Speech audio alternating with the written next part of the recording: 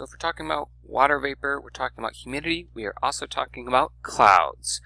Everybody really likes to look at cloud formations and pick out their favorite clouds. So we're just going to very briefly here run through this and some examples of some variety of different types of clouds. This example here taken from Glacier National Park. Some examples we can see will be tied to orographic uplift and another concept we'll be talking about within some of these lectures and lessons. But here, again, focusing on our clouds, and because we're each picking up hopefully our favorite type of cloud, our song to get us in the mood for this topic is Get Off of My Cloud by the Rolling Stones. So this really is going to be a very brief run through of some different cloud classification types. I don't want you to focus too much on knowing the exact details of all the different types of clouds, but rather just recognize that really how we designate them or name them is really based on their structure, their appearance, and their altitude. So kind of what do they look like, what are they made of, and where are they in this altitude of our atmosphere.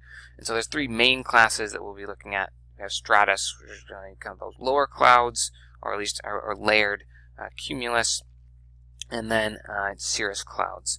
And so, and also to note that sometimes we kind of tack on the front or end of this the nimbo or nimbus name, which generally just is an indicator of precipitation coming along with that type of cloud.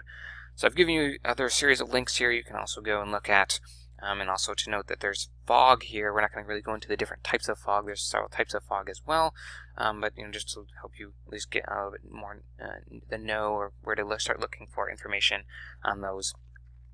We have some links here as well that you can add in your reading to what we're covering here. So again, just kind of flipping through some different types of clouds. So cirrus, kind of these high-level clouds.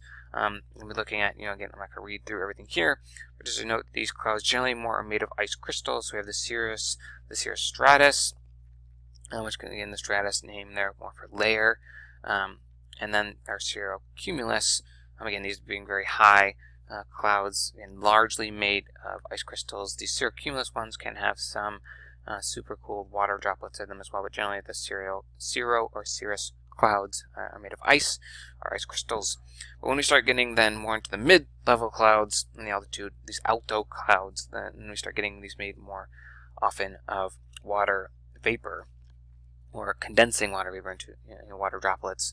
So you have these alto cumulus clouds here, alto stratus, again stratus being more that layered, that full layering of clouds here we can see, and then also cirrocumulus, or just these cumulus clouds here as well, and then stratus, kind of these are lower level, generally just broad cover and blocking out most of the sun clouds we can see here. So the very common one we're used to in Eugene, especially in the winter and spring months at times.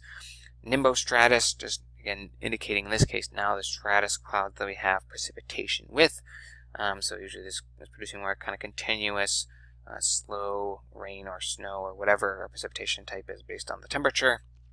It can be very widespread over area. Again, fairly familiar that we're used to in the Eugene winter months.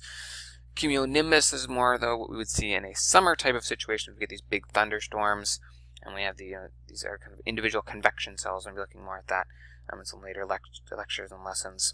So these are where you can get more of those heavy downpours, hail, things like lightning, all normally associated with cumulonimbus clouds. And even some other more interesting, kind of odd types of clouds that we get in certain circumstances. So lenticular clouds, often over mountains, we get these types of clouds. We have stable air that really has to go up and over the topography, and when we get this condensation of that air into these kind of weird flying saucer arrangements, as we can see in this example on Mount Hood, and you see this in many mountainous environments as well around. And I have a time-lapse video you can also check out here on the link. And even new types of clouds are being formed, or added rather, in terms of recognition. So this cloud recently, this aspiratus cloud added to the International Cloud Atlas relatively recently, and you can look at the examples here. So again, this is just a quick run through to show you some cloud types, kind of just a fun little lecture here.